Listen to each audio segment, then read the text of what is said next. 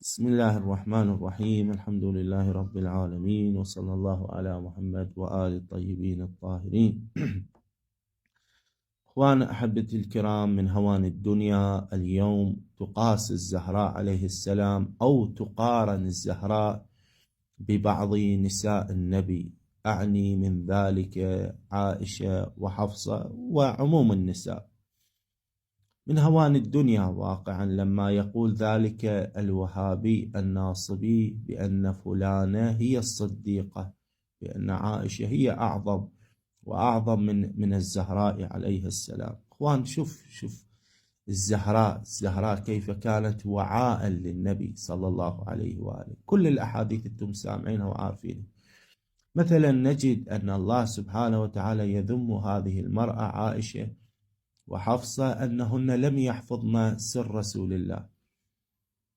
يعني عندما نزلت في صحيح البخاري إخواني كما هو معروف لديكم الآن، بل صحيح البخاري كتاب الطلاق باب لم تحرم، معروف القضية. قال عبيد الله بن عمير يقول: سمعت عائشة أن النبي صلى الله عليه وآله كان يمكث عند زينب بنت جحش ويشرب عندها عسل، فتواصيت أنا وحفصة. تفصيل إخوان، هذه تفصيل المسألة جدا عظيم، إلى أن قال هنا شاهدي من هذه الرواية: ولن أعود. فنزلت: يا أيها النبي لما تحرم ما أحل الله لك، إلى أن قال: إن تتوبا إلى الله، أي لعائشة وحفصة، وإذ أسر النبي إلى بعض أزواجه، إلى آخره.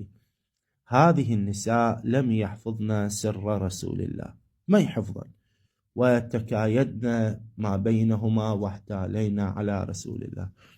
أما انظروا من التي تحفظ سر رسول الله صلى الله عليه وآله. إخوان، بعد معروف صحيح مسلم.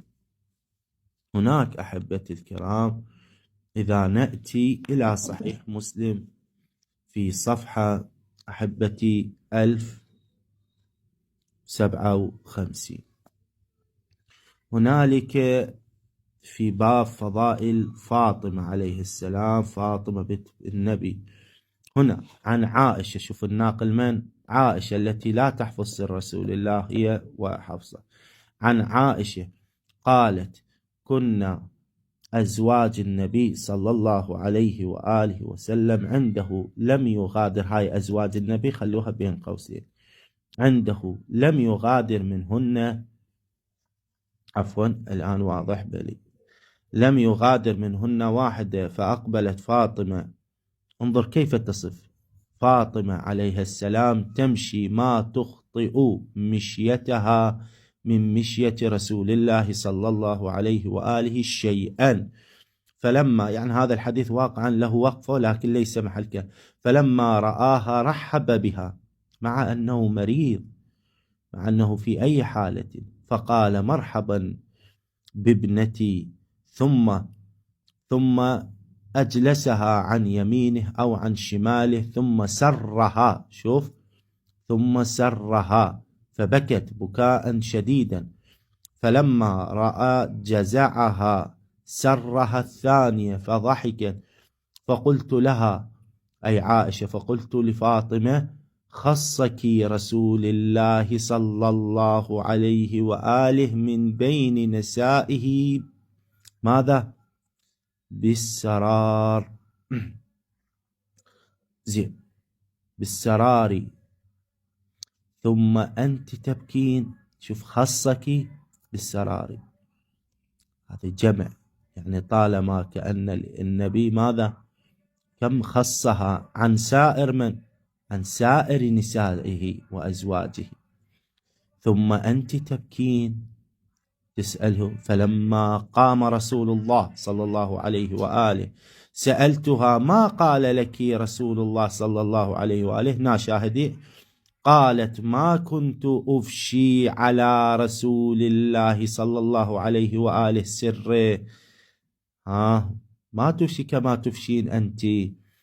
قالت: فلما توفي رسول الله صلى الله عليه وآله قلت، عائشة تقول: عزمت عليك بما لي عليك من الحق، لما حدثتني ما قال لك رسول الله صلى الله عليه وآله. فقالت: أما الآن فنعم، الآن نعم أحدثك، بعد راح الرسول صلى الله عليه وآله، وأن هذا الأمر مختص بي ومختص برسول الله، فبما أنه سرها ماذا لا بد أن تخفيه ما دام هو على قيد الحياة. فلما توفي رسول الله صلى الله عليه وآله قلت: عزمت عليك بما لي عليك من الحق، لما حدثتني ما قال لك رسول الله صلى الله عليه وآله. فقالت: أما الآن فنعم، أما حين سرني في المرة الأولى فأخبرني أن جبريل كان يعارضه القرآن في كل سنة مرة، وإلى آخر الحديث إخواني، إلى أن يقول: أما ترضين أن تكونين سيدة نساء المؤمنين أو سيدة نساء هذه الأمة. وهذا أكبر دليل صريح على أنها أفضل، ولكن الذين لا عقل لهم يقولون ذلك. إذن إخواني، عائشة وحفصة بوجود رسول الله أسر ماذا؟ ولكن هذان أو هاتان المرأتان لم يحفظا سر رسول الله، وبالأخص كان الأمر يعني سر الرسول، كان يعنيه في حفصة وعائشة، كان يعنيه الأمر. أما في مسألة الزهراء عليه السلام كان الأمر يعني الزهراء، ومع ذلك لم تفشي إلا بعد ماذا؟ أن فارقت الحياة. وفقكم الله لكل خير، نسألكم الدعاء.